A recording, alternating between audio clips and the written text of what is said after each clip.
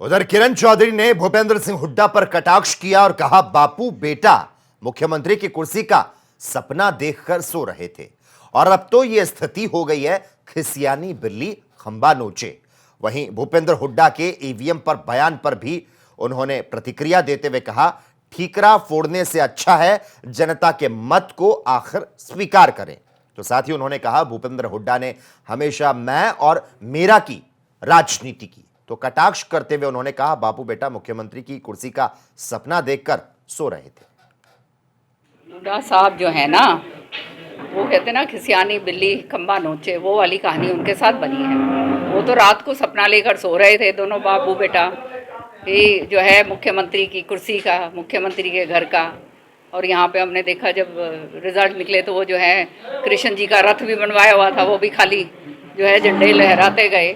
तो जब ऐसा हालात हो जाते हैं तो वो सदमे में है, तो इसलिए ऐसी बातें कर रहे हैं पूरी तरह से। ये जो है ये जब ये ऐसी बातें कहते हैं तो मुझे समझ नहीं आती कि किस तर्क के साथ वो कह रहे हैं। अगर ये बात है ईवीएम की बातें, अब ईवीएम के ऊपर अपना ठीकरा फोड़ रहे हैं। अच्छा होता कि वो जो जनता ने जो अपना मत दिया उसको स्वीकारते और अपने घर बैठते और किसी और अन्य नेता को जो है समय देते आगे बढ़ने के लिए। हुड्डा साहब जो है ना, वो कहते ना खिसियानी बिल्ली खंबा नोचे, वो वाली कहानी उनके साथ बनी।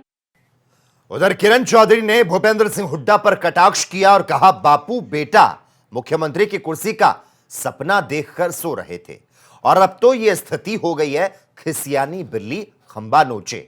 वहीं भूपेंद्र हुड्डा के ईवीएम पर बयान पर भी उन्होंने प्रतिक्रिया देते हुए कहा, ठीकरा फोड़ने से अच्छा है जनता के मत को आखिर स्वीकार करें। तो साथ ही उन्होंने कहा, भूपेंद्र हुड्डा ने हमेशा मैं और मेरा की राजनीति की। तो कटाक्ष करते हुए उन्होंने कहा, बापू बेटा मुख्यमंत्री की कुर्सी का सपना देखकर सो रहे थे।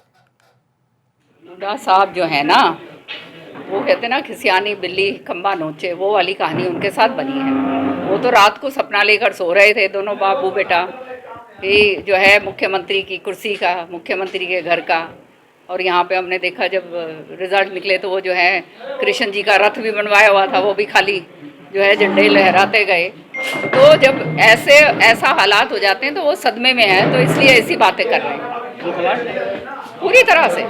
ये जो है ये जब ये ऐसी बातें कहते हैं तो मुझे समझ नहीं आती कि किस तर्क के साथ वो कह रहे हैं।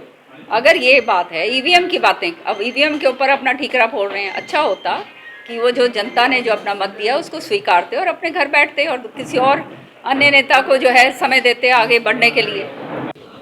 हुड्डा साहब जो है ना, वो कहते ना खिसियानी बिल्ली खंबा नोचे, वो वाली कहानी उनके साथ बनी।